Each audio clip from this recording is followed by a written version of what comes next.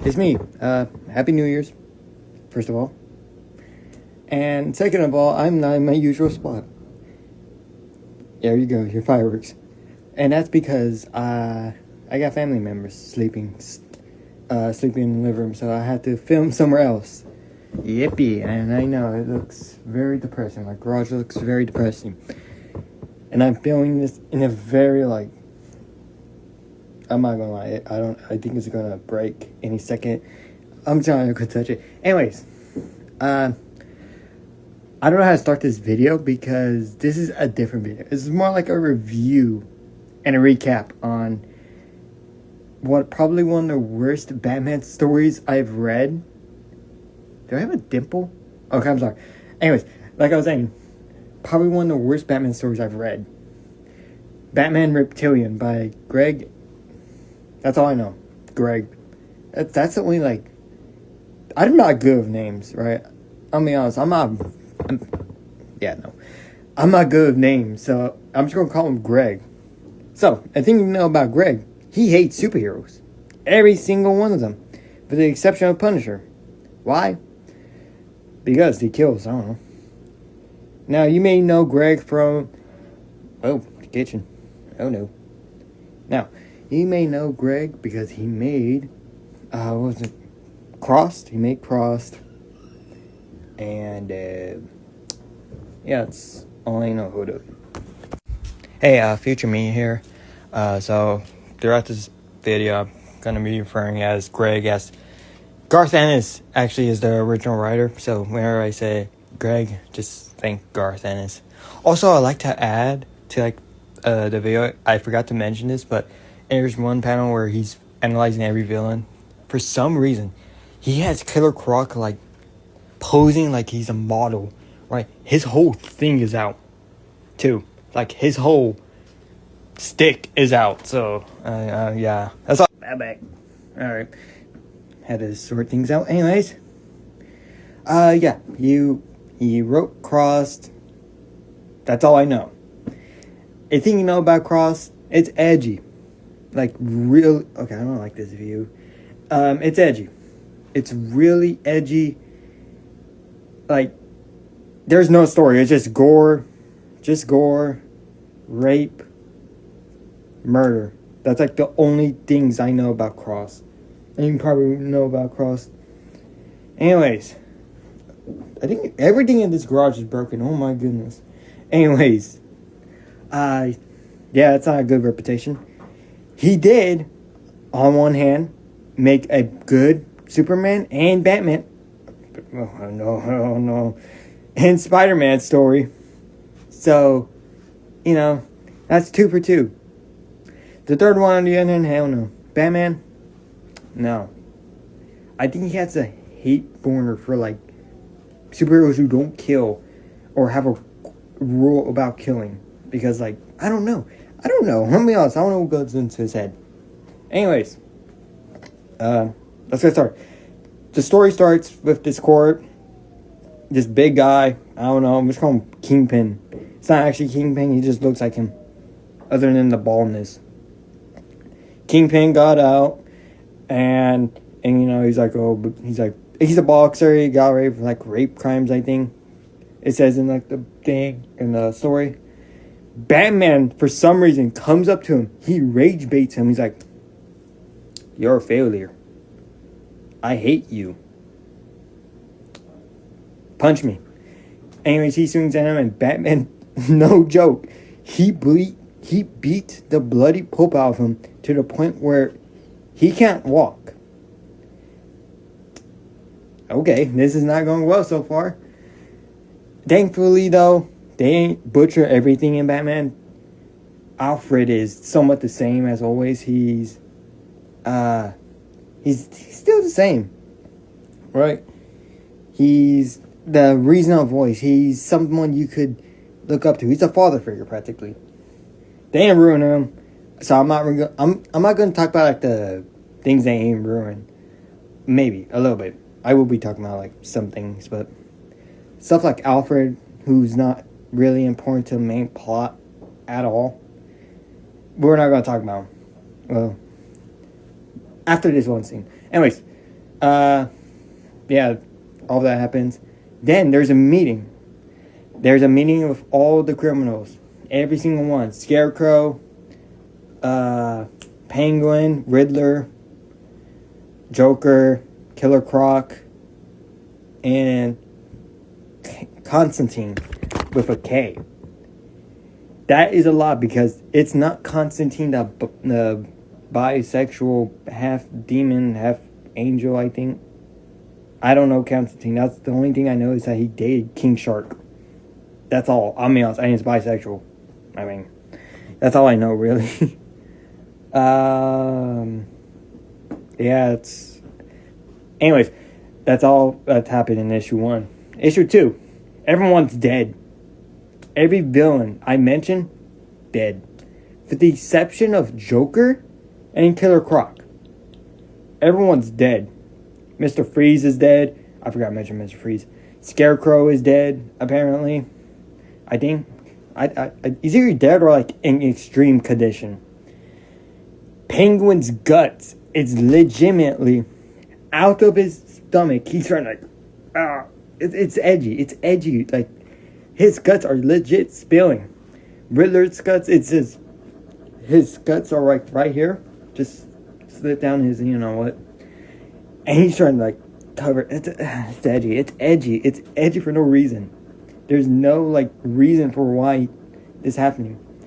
Anyways, Batman shows up to Penguin. He's like, damn, I'm gonna call a hospital, but you gotta give me information. He's like, oh no, I'm not doing that, blah blah blah blah. So he's just like, okay. Anyways, I called the hospital, but I chose the wrong floor. Anyways, and they start talking and all this stuff. He collects the blood for some reason, and then the ambulance arrives. They say like, oh, we may have gone the wrong floor. No, he's just Batman's in this story for some reason is a full-blown dick. Like, he is a dick. Constantine. Was he involved in the story? He was part of this meeting. And the problem was, Batman needs him. He needs him to be this informant for who I don't remember. I don't want to remember this story. But I do remember Batman comes up to like, the roof. It's like Batman Arkham in Origins. Where he's like, Batman takes the guy with the Santa hat. But instead, he pulls him by his hair. He's like, give me the information. Ooh, I don't kill. I'm gonna make it worse. He's like, no, legit. He says like, I may not kill, but I can make your fate so much worse. It's such edge. Oh my goodness, that is just... I do like the ending though, where he's like I told you, I don't kill. And he's like in the corner, it's like the creepy, he's like demon bat, I guess, from like the Arkham series. One thing I got to give positive, the comic is beautiful. I've always loved a dream-like comic. This and like the art reminds me of a lot of Batman on Series Day, which is probably one of my favorite stories. And it's good because it isn't always edge, and when it does have edgy elements, there's reasons for that edgy elements.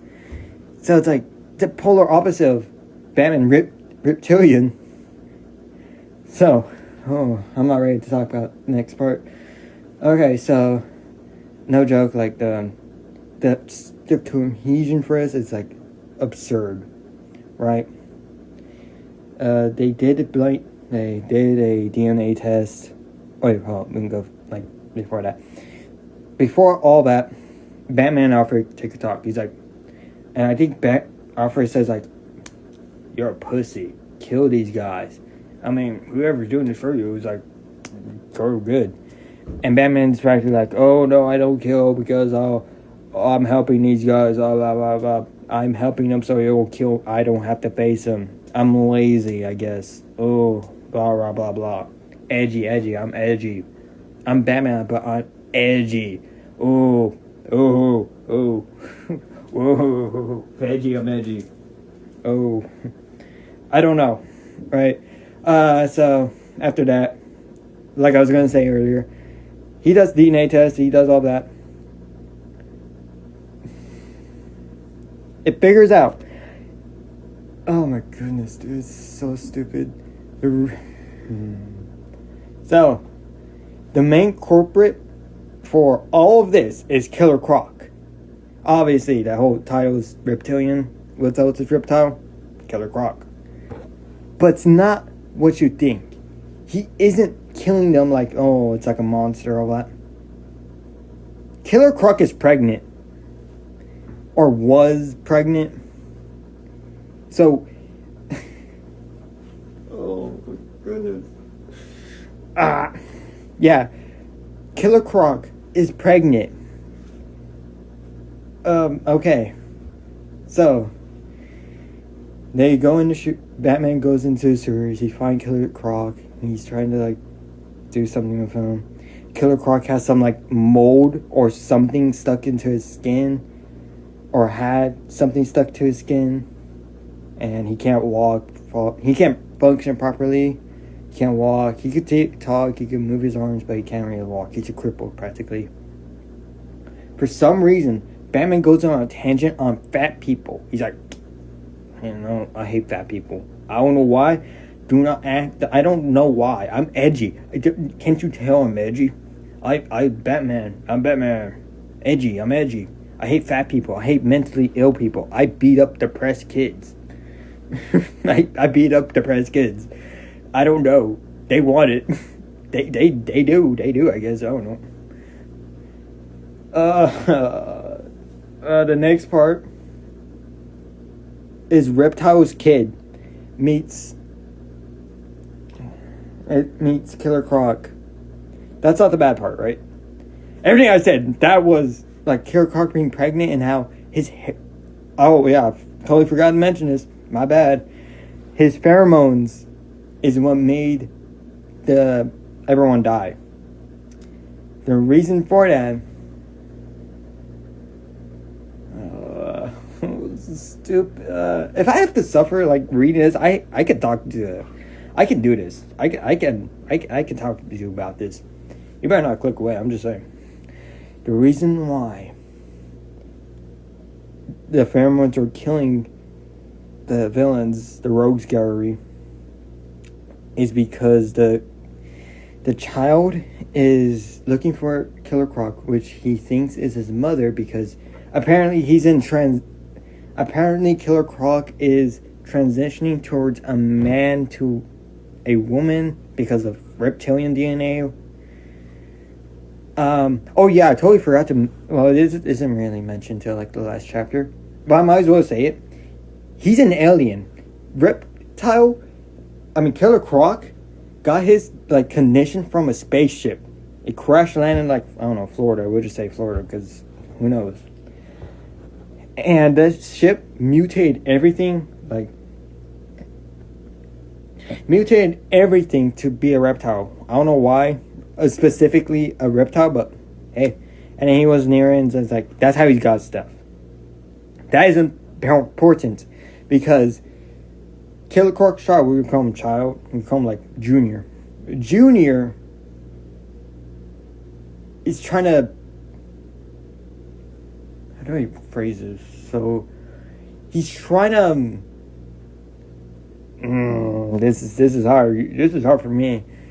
He's get milk from Killer Croc. And then when he figured out, oh wait, I can't. For some fucking reason, Greg thought it was a good idea to have a panel of Junior trying to seduce Killer Croc into mating with him. There's a whole panel where this creature, right?